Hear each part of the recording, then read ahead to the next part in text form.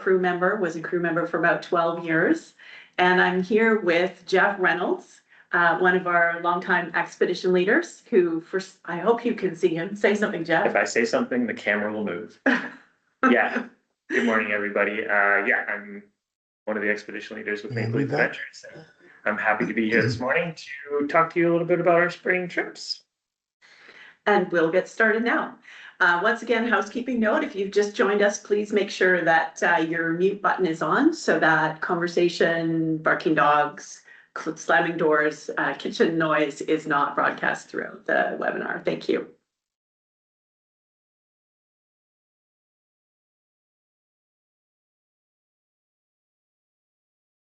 So we're going to talk today about our spring expeditions on the British Columbia coast, which really are a bit like a safari by water.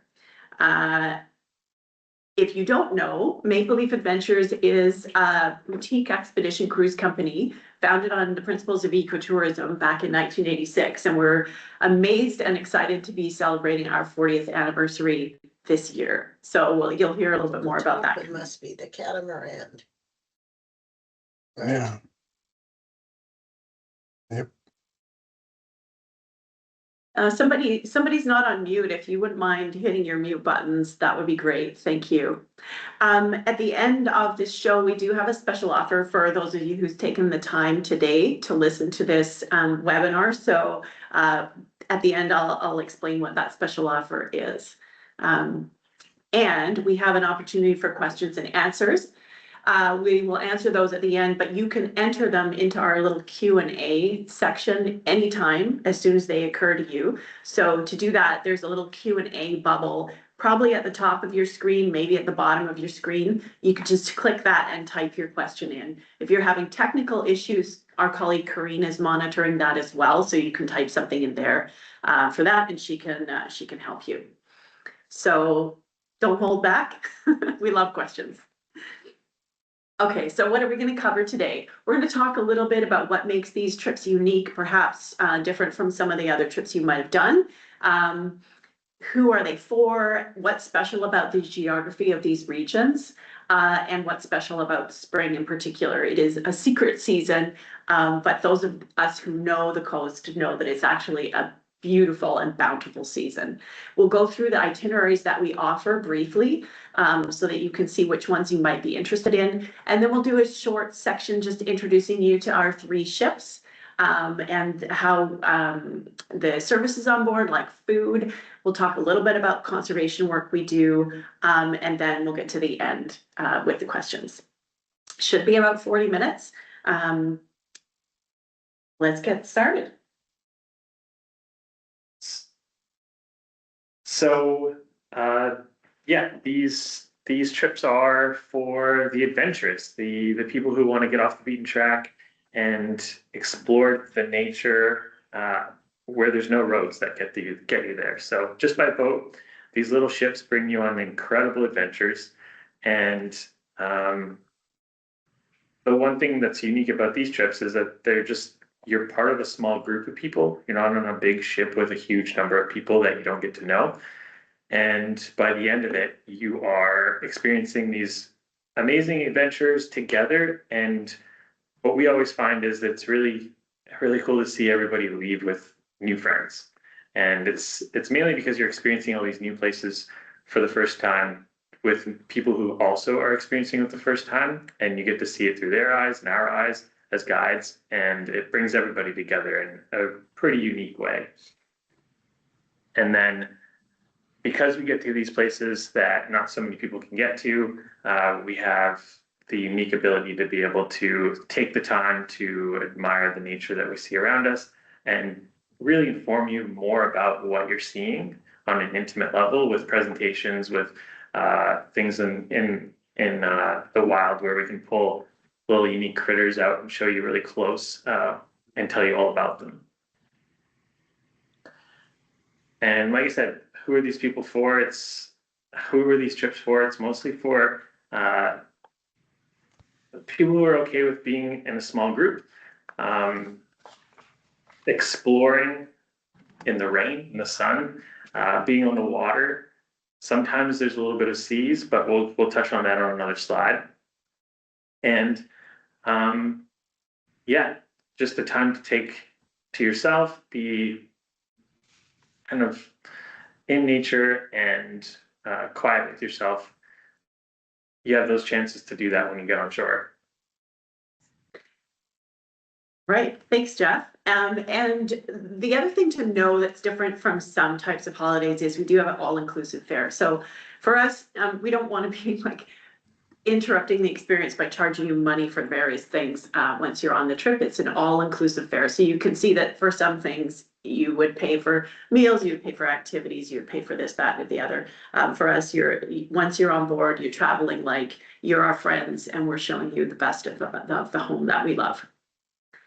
All right, Jeff, let's talk a little bit about the geography of this beautiful coastline. So real quick, because this coastline is huge and vast, but we start our trips in the spring in the Gulf Islands area, which is geography-wise really unique. It's this place where this old ancient seabed has been uplifted, and these islands are made of sandstone and old kind of ancient sand dunes and ocean bottoms that have been kind of compacted. So you see different species of trees here than you would as you travel up the north coast. And then as we go further up, we get into the coastal range of mountains with some granite behemoths of mountains with, along with it, these beautiful waterfalls that come down, cascading along the way. It really adds to this kind of lost world environment that we travel through with these ships. And we also end up in these estuaries. Kind of our nature bounty ends up being in these estuary regions where the water from the interior travels down into the coast, hits the ocean, and we have this kind of mixture of salt water and fresh water, and these vegetations that bring the bears out, the deer, the marine life come to these areas because it's also bountiful with juvenile fish coming out of the rivers, along with our temperate rainforest that we get to walk into and explore with our naturalist guides, telling you all about the different species that are there, why they're important. And we can spend so much time in these areas, rain or shine, and in the quiet, listening to the songbirds with these magical rainforest walks in the moss-covered forest. It's really captivating, and we can walk out of these forests onto these exposed beaches. So from old growth forests to exposed white sandy beaches, the coast has so much to offer. And in the springtime, it's just the colors on the shore, on the coast, just blossom, literally and figuratively.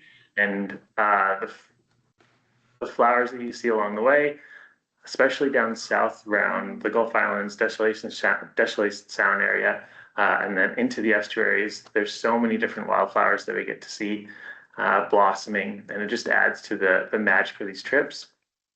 Walking in the estuary grasses, looking out for bears, chocolate rose. It's just, yeah, there's nothing quite like it on the coast when you enter this environment in the spring.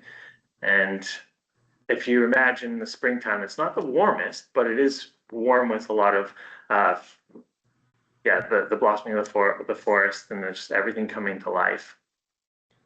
We do tend to have some good weather in the springtime, but of course, there's always chances of rain.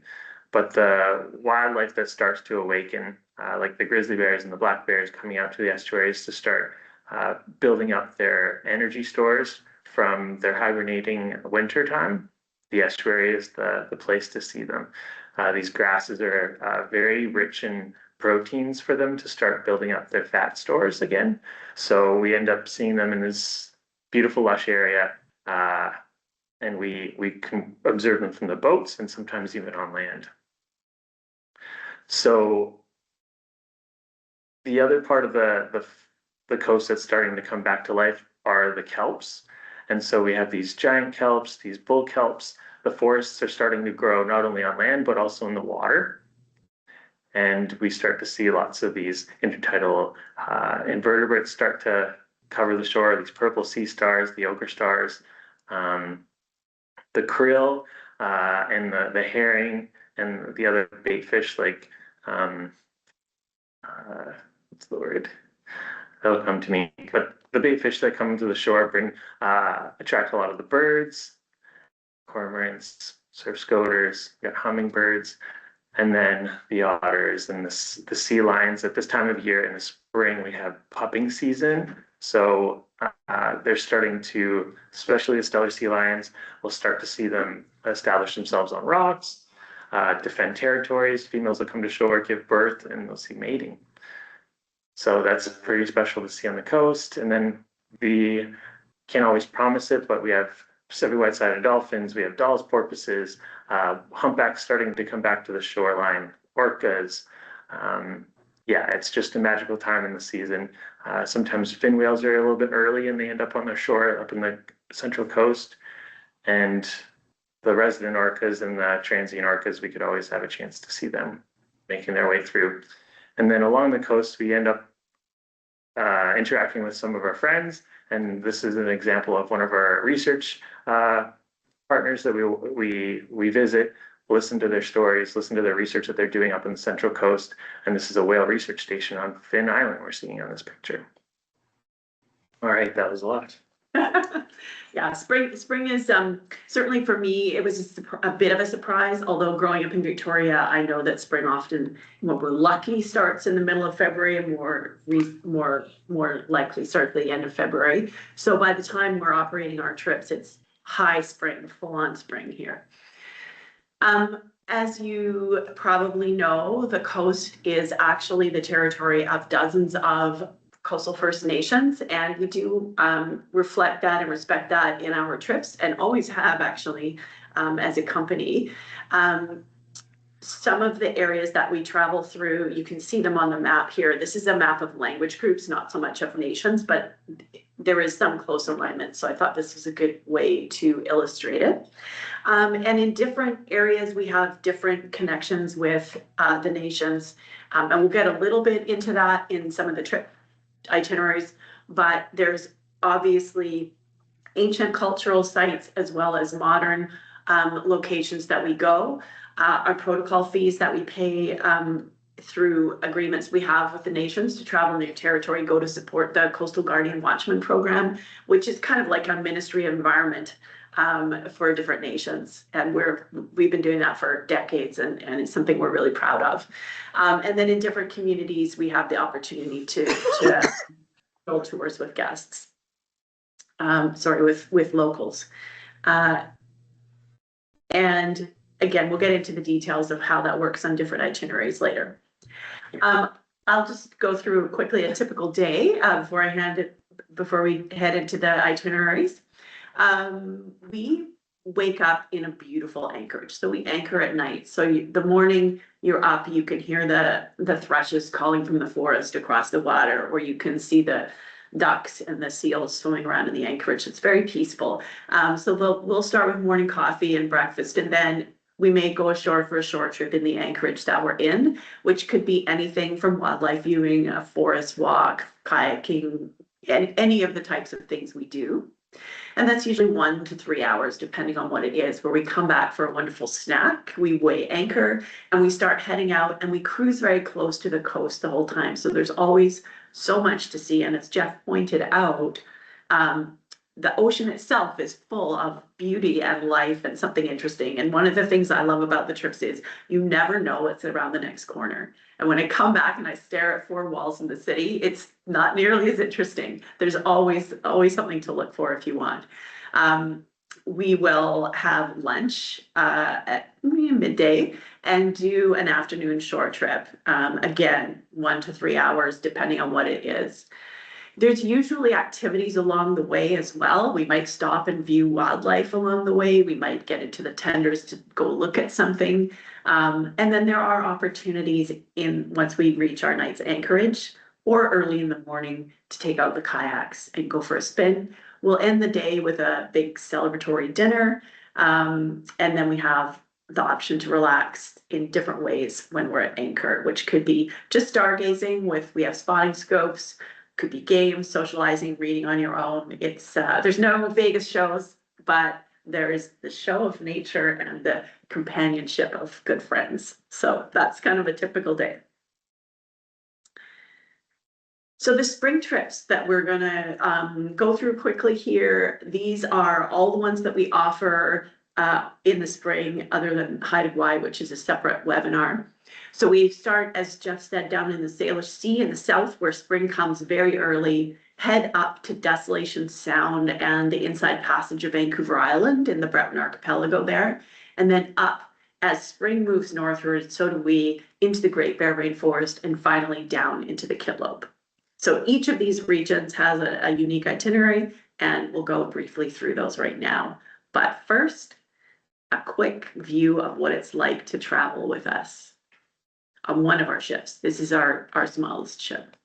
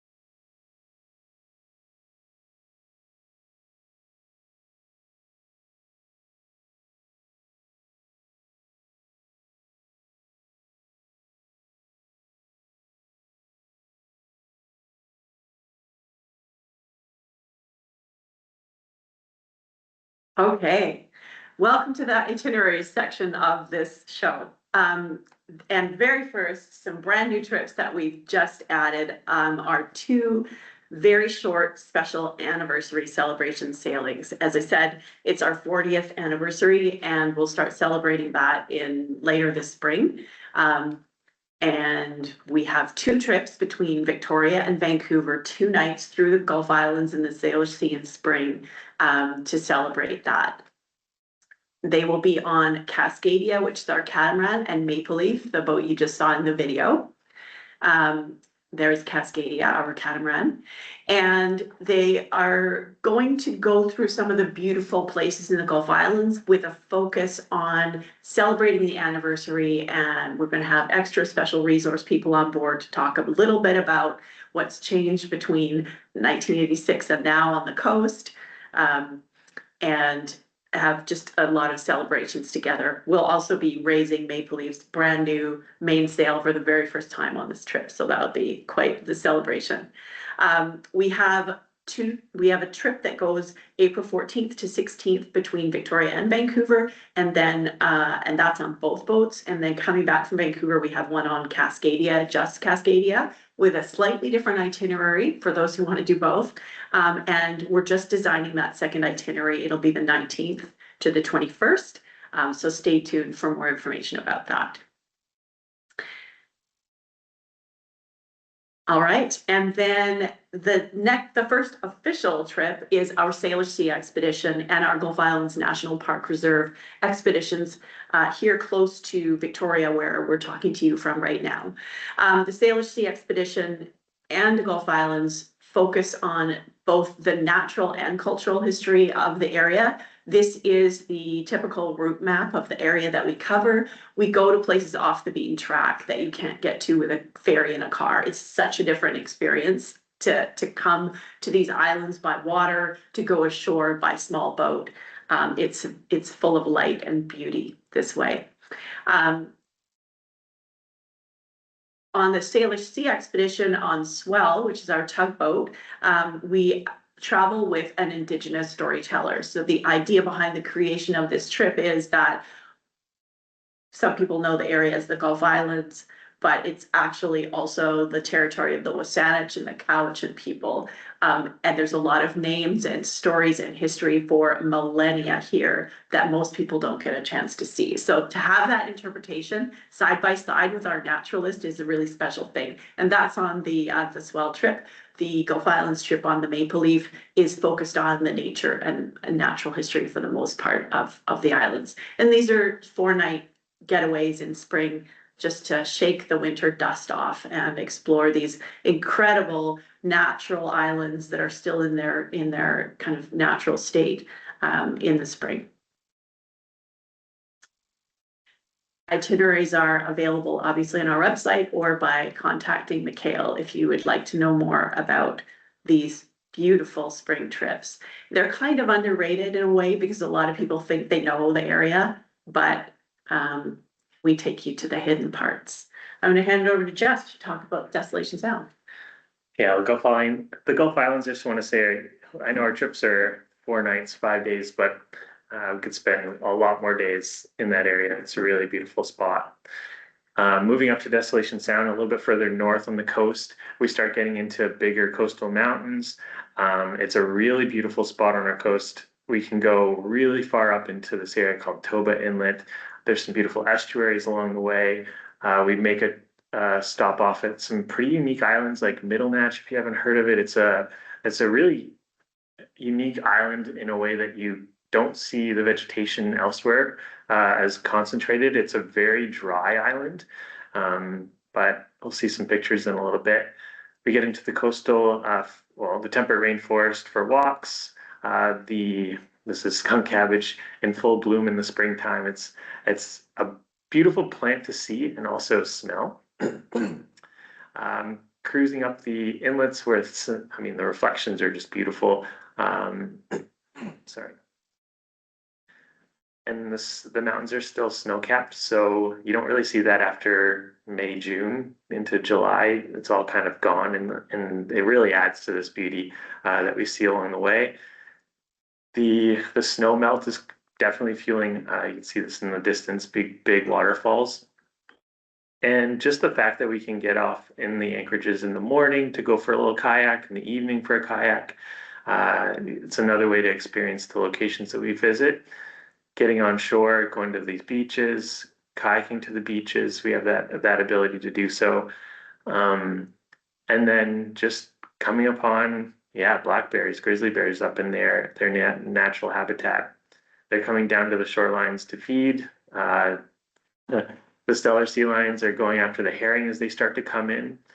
And cormorants, there's no shortage of wildlife along the way, especially bird life. Oh, here's a picture of Middle Natch. It's a place where there's a ton of wildflowers, even cactuses, because it's so dry.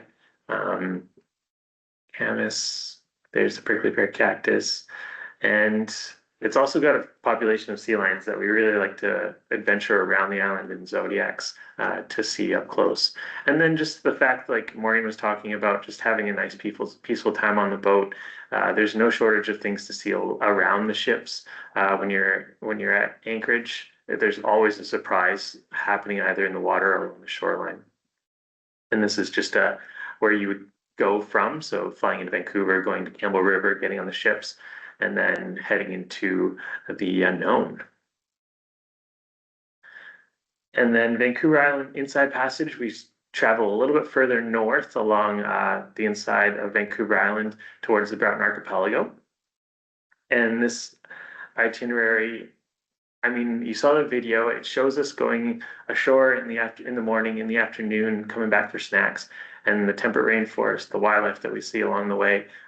There's no set itinerary. We just try to get to all the really neat places that our guides know along the way and show you a bit of the nature, but also, especially on this itinerary, some of the First Nations information that we can show you and visit. I know that we go to Alert Bay at the end of these trips, and it's a really beautiful cultural center, the Amista Cultural Center, to learn a lot more about the local First Nations here, and little treasures along the way, like these pictographs, some local treasures, these driftwood cabins, and the harbor seals, orcas. It is another trip that's just kind of packed full of unique and wonderful wildlife. And if I can say, we usually try to include a bit of Desolation Sound at the beginning as well. So in some ways, it's kind of like a 3-for-1 kind of trip. Yeah, the first part of the 8-day trip it tends to be a little bit of an explorer of Desolation, Prado Haven, a little bit of kayaking, and some really good hikes in the area. And then we venture north. And then we eventually get to the Great Bear Rainforest later in the spring season. We end up into the Great Bear Rainforest and in search of more of the spring season. So more spring flowers, more of the animals awakening, and especially in this area of the Great Bear Rainforest, we start to see a lot more bears. And these are some of the itineraries in the Great Bear Rainforest. There's a few different ones on the different ships. So I'll just go back one. So yeah, so coming in from Vancouver to Port McNeill, there's one trip that goes from the north end of Vancouver Island to the Great Bear Rainforest on Maple Leaf. That'll get you through to Bella Bella, really great trip, and then flying back to Vancouver. The next one on Swell and Maple Leaf is Bella Bella to Kitimat trip, and these are just different ports, not necessarily different things to see. They're all kind of we always try to get specific things packed into the trip. So that's a West Coast beach, nice sandy beaches into the estuaries, and we try to balance each trip out. It's just we end up going to different ports to do so. And then the Kitimat to Prince Rupert trip goes quite far north, all the way up to Prince Rupert on Swell. And this is just an example of some of the scenes that we see from our ships and the estuaries that we explore by Zodiac, little chance encounters of some cubs. The cubs are coming out of the den with mom, and they're just starting to eat their grass and nurse with mom early in the season, which is really cute. And then the flowers, and our naturalists giving us a grand tour of the coastal temperate rainforest, the mosses, the lichens, all the vegetation that is starting to green up in the spring season. And the humpbacks are starting to come back to our shorelines in the spring.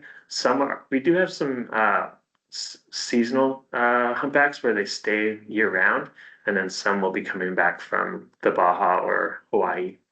Orca, we have Cetacea Lab that we end up visiting in the Central Coast, along with the Finn Lab Research Station, and they share with us a lot of the research that they've been doing in the area. Really happy to be able to visit these guys and learn what they're doing.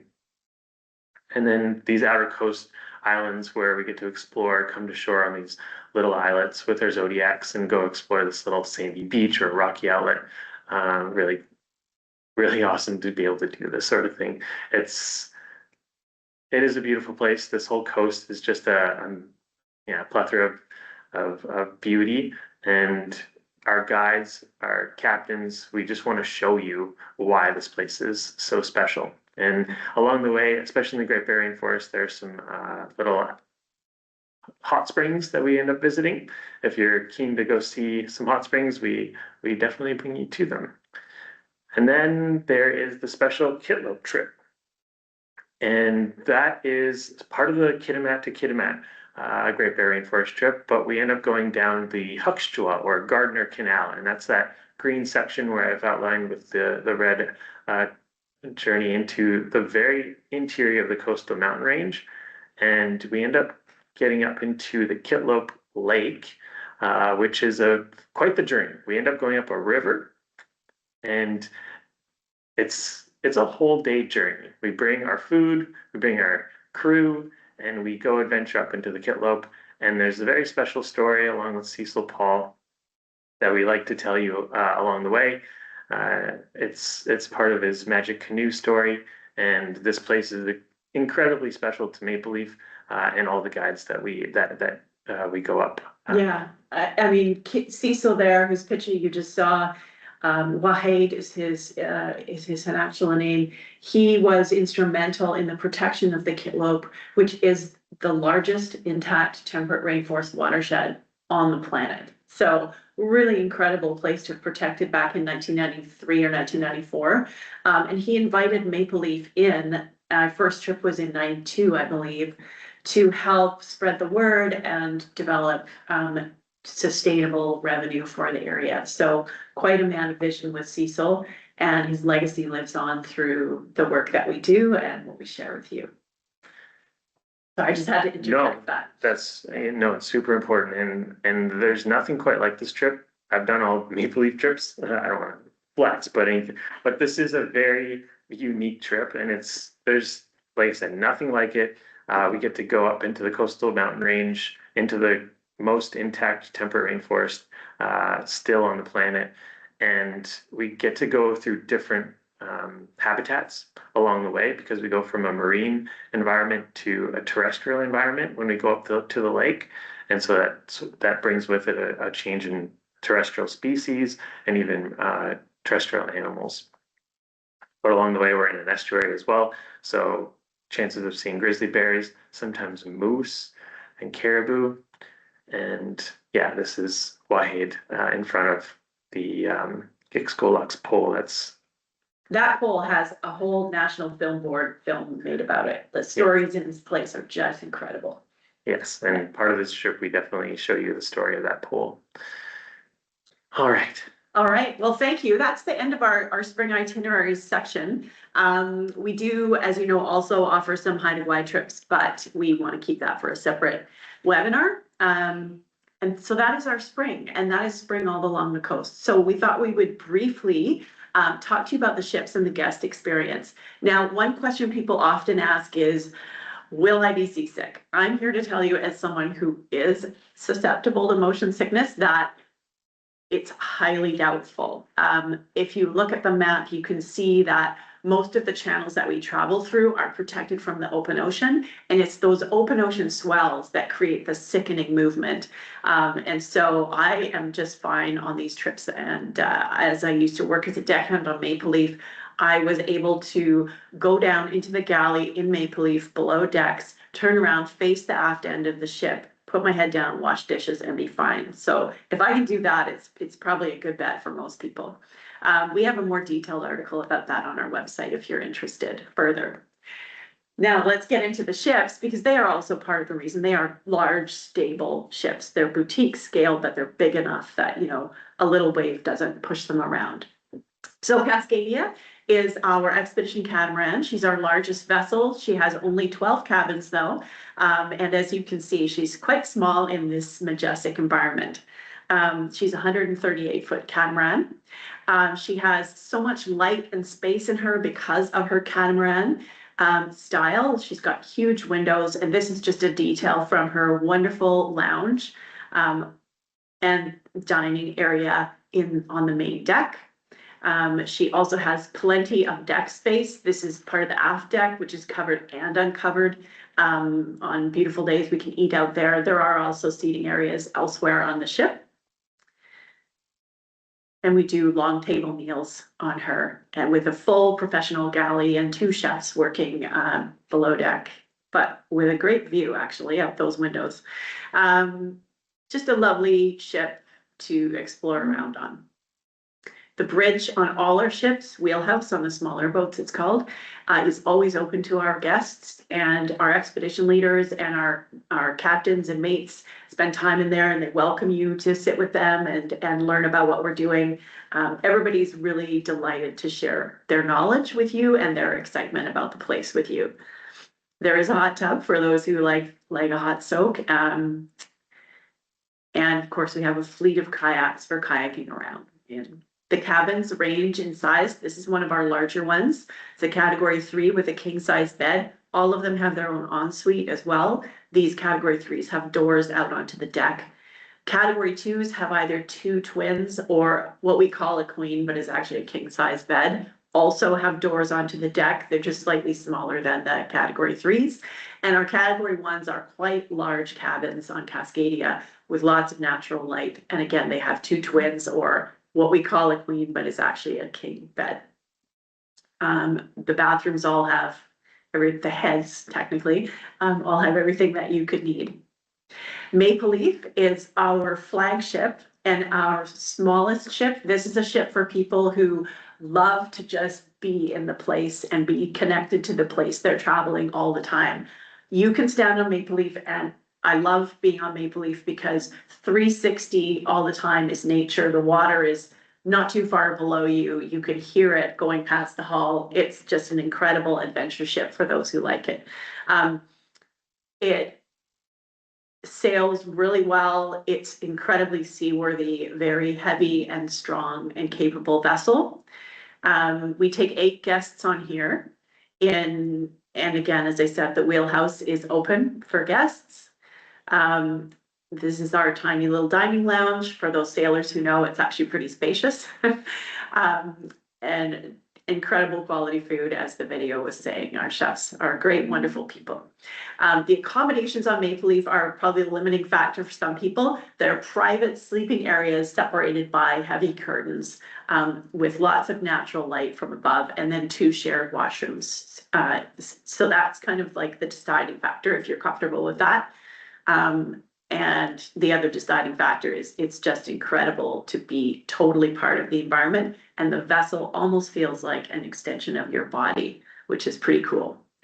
And then our middle ship, the Swell, is a beautiful classic tugboat built here in British Columbia in 1912. And she has 6 cozy little cabins. So not spacious like Cascadia, but super cute. Here's her wheelhouse that you're always welcome into. This is her lounge and dining area. Also her places to sit on deck. Lots of those. A little hot tub. And then 3 categories of cabins, just like Cascadia. This is one of the larger ones. I think it's about 120 square feet all in with an ensuite bathroom. So much smaller than Cascadia's cabins, but cute and cozy. The category 2s are about 80 square feet. And there's one category 1 with a bunk bed that can fold up for solo or double travelers, all with their own washroom. And I believe this is Jeff's favorite part of the presentation, where he really quickly tells us about the food.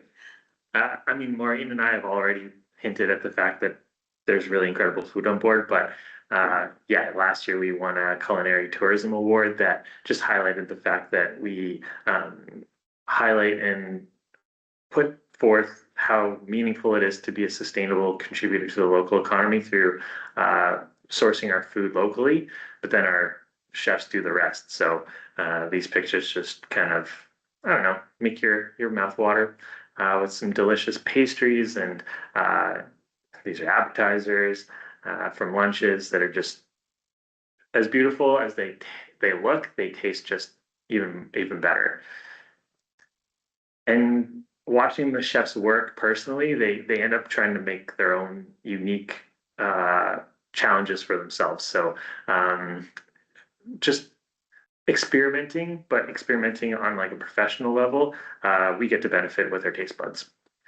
And then our crew, our guides, they're just spectacular people. We're very lucky that we get to, I mean, I'm very lucky I get to work with these people. They all end up having these unique, incredible stories, as that video alluded to. The guests who ask us the questions and want to know more about the guides, it definitely opens up another level of these trips. And then on top of that, you have your naturalist or your captain or your expedition leader that's going to talk to you more about the nature. But I find a lot of guests get a lot more out of asking the crew more about their lives. And we end up just getting to know each other on a more personal level. And it makes these trips just that much more special. And finally, we're entering the final stretch here. We did just want to talk about the fact that Maple Leaf Adventures has always been an ecotourism company. And these trips give back to a lot of the research on the coast, as well as protection for birds and whales and bears and their habitat. And we do different things for conservation, from direct action, such as our marine debris cleanups that we've done 3 of so far, and that guests are welcome to do if they want on a trip. It's not required, but we do find people like to do that. And some other ocean monitoring and so forth, to donations and collaborations with nations, to work that we do directly with the government to make space for conservation-based travel on the coast. So that's just a little summary of some of the work that we do. We'll be publishing more about that later. Briefly, how to get here. All of these trips are spring trips on the coast of British Columbia, on the west coast of Canada, which you can reach if you have to fly via Vancouver Airport. There's beautiful local propeller plane flights to all of these locations. And if it's not a super cloudy day, you get some pretty great scenery while you're traveling. You can also drive to the trips that start on Vancouver Island pretty easily. Here's our 2026 spring trip schedule. It is on our website, so I won't spend too much time on this slide because I know we want to get to questions. The only thing that's not on there are the anniversary trips, and we'll be putting that out on an email shortly. And we also have our 2027 schedule now available. It's been available since November, so we are taking bookings on 2027 as well, if you like. Basically, the way that we take booking is just let us know, call us, email us, send us a note from the form from the website, and we'll be in touch. We give you a lot of preparation materials, and we're always here to support you. Mikhail and Kiara in particular love to talk to our guests, so there's no silly questions. They're always happy to help and refer you to other information as you need it. We do have a special offer, I think, on the spring trips that's still going. That's a flight credit of $250. So that's available for bookings made before February 28th or up to February 28th. So if you are thinking of one of these trips, you might want to make sure you book by then to get that $250 credit on your booking per person. And finally, the webinar special offer, for those of you that have attended, write down that code or just say you were here. We have a new program called our Explorers Club. So for our guests who've traveled with us, you can enroll in this club, and you can earn points, which are like money towards future trips. But we also have other things such as special invitations to special events or priority access to schedules and so forth. And we're really trying to develop that side of it too. So as a result of mentioning this, if you do make a booking on one of these trips before February 28th, you get 40% more points, which is 40% more money towards your next trip. And if you're interested in learning more about that, we can send you information on that. Or we have a webinar, I think, that we recorded about it, so that we can send you a link to that. This is how to get a hold of us. I think you all know that though these days. So I'll skip that slide. If you're interested, you can apparently click on the screen right now and go to 360-degree kind of tours that we made of the ships If not, you can click them from the website, but we just wanted to let you know you can do like walkthroughs like real estate agents have on their site for homes. You can do that on for the boats here. And finally, the moment some of you may have been waiting for, it's question time. So before I open those up, Jeff and I would like to say thank you for your interest in this beautiful coast. And I can feel spring is coming. We're seeing flowers, so lots of rain deposits to be held by the soil now, so yeah, flowers will come. We hope to welcome some of you aboard this year or next spring as well. Thank you. Thank you.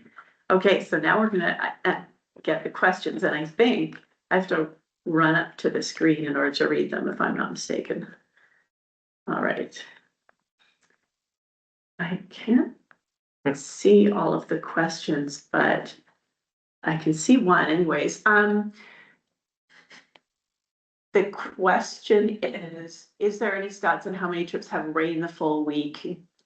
Do you see the coast from the ship when rain is fairly heavy, and do you see less rain?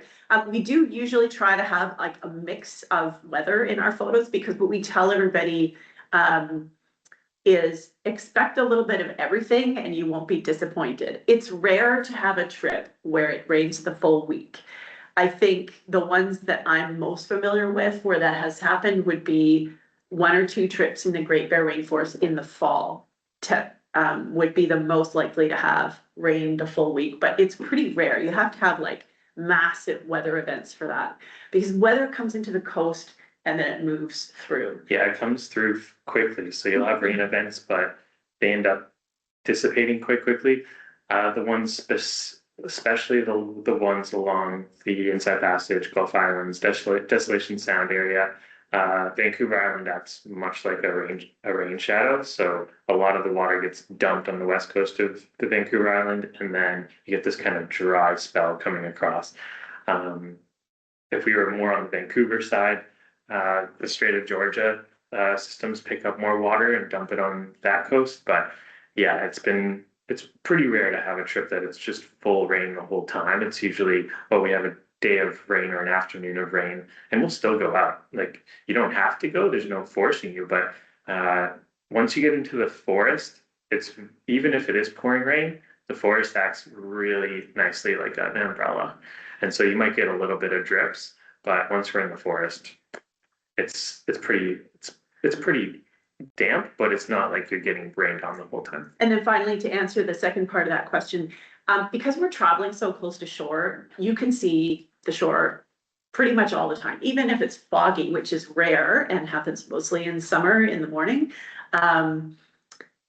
If we're close to shore, you can see it. We're not that far off. Yeah. Okay, I found some more questions here. And is there room on board the Maple Leaf for a stand-up paddleboard? There probably is. I mean, if you had one, we could probably take it and just fasten it in the same place that we keep the kayaks. I would need to verify that, but I think that's the case. I used to work on Maple Leaf, so I'm pretty familiar with the ship. So yes, we'll say yes tentatively to that question. What's the different distance between the long-term parking and the dock in Campbell River? I'll be driving up from Victoria. This is a new setup in the last year that I'm not super familiar with. It's not that far, but you can drop all of your gear close by where we put everything on the tenders and then go park. It's maybe like a couple-minute walk from the parking lot to the dock that you're going to be getting on the boat with. What I'll do is, if you wouldn't mind following up with us on email after this, Mikhail puts this together and he could probably answer that question better than Jeff and I, since it is a new arrangement. Where does the Victoria to Vancouver sail terminate? So we board at Ship Point in the Air Harbor in downtown Victoria, which is where the ships are right now. And we will finish in Vancouver, and we're just confirming which location. We believe it's going to be in the harbor, and we're not sure if it's on the Cole Harbor side or the North Vancouver side yet. There's some discussions going around about that. So we hope to have that information soon. The return trip will probably board at the same location and disembark at Ship Point in the Inner Harbor of Victoria as well. I think that's all of the questions I can find anyways. If you have any more and I've missed them, please feel free to email us. Oh, so there's another question. Oh, I found some more questions. Where's the Desolation Sound trip depart and return? Campbell River, which is on Vancouver Island. You can either drive to it or you can fly or you can, yeah, those are the two options. Do you identify solo traveler trips? We have a few different options for solo travelers. One is on Cascadia and Swell.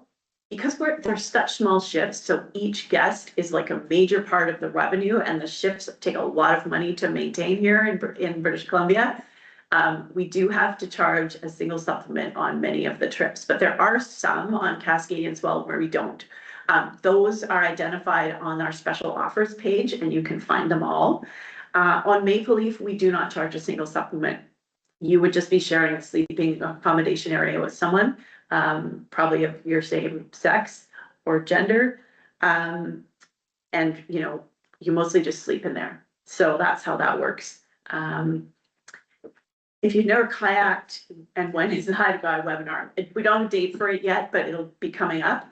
And if you've never kayaked, it's fine. You don't have to kayak, but if you want to, they're really stable, easy kayaks, and we're in very calm waters, and it's quite fun. Yeah, it's not the first time someone asked about if I've never kayaked, are these kayaks okay? I've met so many people that it's their first time ever kayaking, and they get in these kayaks and they're just like, how did I never do this before? That is my answer to that, because they're inflatable, but they're very flat bottomed and not really tippy like a traditional kayak, and very cushioned, very comfortable with little back support. And if you're unsure about going on your own, a guide or a friend will get into the kayak with you. So there's no worries. And we definitely encourage getting out on the kayaks. Typically it's in the morning when the weather's the calmest, the sea's the calmest, and everything's just kind of, you can start to see hear the songbirds. Some animals are coming down to the shoreline. It's just like the perfect time, and you can even bring your coffee with you. This is true. Do you have any of the spring trips have the solo traveler opportunity? They do. I'm not sure how many of those spots are left for 2026, but they are for 2027, and we may have some left for 2026. I'm not sure. Okay, there's some new questions. Oh. I just can't find them. There you go. Oh, a Maple Leaf for luggage. Is one sea bag and a small backpack okay? Absolutely, yeah. There's actually more room than you might think, because the ship is actually, for just 8 guests, quite large. But yeah, sea bag and small backpack is perfect. The storage is actually on the inside of the bunk area. And we have a lot of hooks and so forth as well. And depending on the configuration, if you're both sleeping down, then that upper bunk is the whole storage area. If you're sleeping one up on the top bunk and one down, then the storage is in the interior. So we can go through that with you now if you like, or you can see it when you're on board. I think the kayaks look like aqua glide. Very great. Oh, thank you. Someone who knows their kayaks. Yeah, those are the kayaks that we have on Cascadia. We have slightly different ones on Swell and Maple Leaf, but they're good too and stable as well. Yeah, they're both quite wide and still stable. All right. I believe that's all the questions now. Yeah. So thank you, everyone, again. And Yeah, thank you. if you know someone who would like this, we are going to record it or have recorded it, and we will send you a link to the recording. Yeah.